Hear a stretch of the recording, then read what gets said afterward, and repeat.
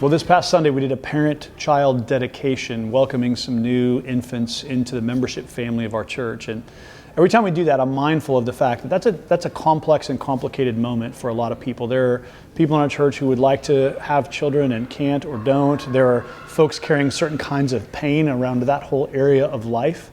And so one of the things I want you to know about in this weekly update is what we do as a church to try to facilitate adoption among the families of Coram Deo.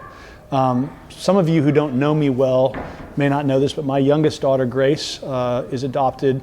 And it's been 14 years ago now that we went to get her as an infant, traveled across the world to bring her into our family. And one of the really cool things that our elders have done and our deacons have done over the past 5 years is a partnership with an agency called LifeSong.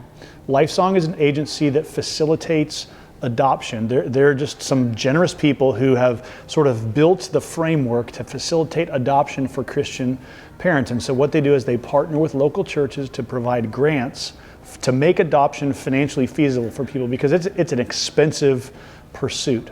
So here's why I'm saying this on this video, because LifeSong reached out to us a few weeks ago and they let us know that for the next 12 months, there are some generous donors who basically have offered to match any adoption grant that LifeSong provides. So that means, here's how it has normally worked throughout the history of Coram Deo, is that if you want to adopt a child and you meet certain criteria, you can apply to the elders through LifeSong, and then Coram Deo will offer a financial grant up to about $5,000 to help facilitate that. What's happening for the next 12 months is that LifeSong is going to match that with an additional $5,000. So basically twice as much money is available to you if this is something you want to pursue, and if you meet some of the basic criteria that our church has set in place. I think, as I recall, that means you have to be a church member and you have to be, recommended by gospel community members and things like that. But I wanted you to know, number one, that exists, because it's just a really cool aspect of our church. We've got a lot of families who have adopted or are in the process of adoption. We have a deacon that oversees adoption care.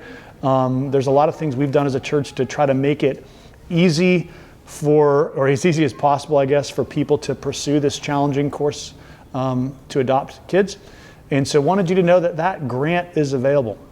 If you'd like to know more about LifeSong, more about adoption care, more about how might you begin taking steps in that direction, you can reach out via our website to Andy and Katie, who oversee that area of our church, and they can get you pointed in the right direction. You can find all that information on our website.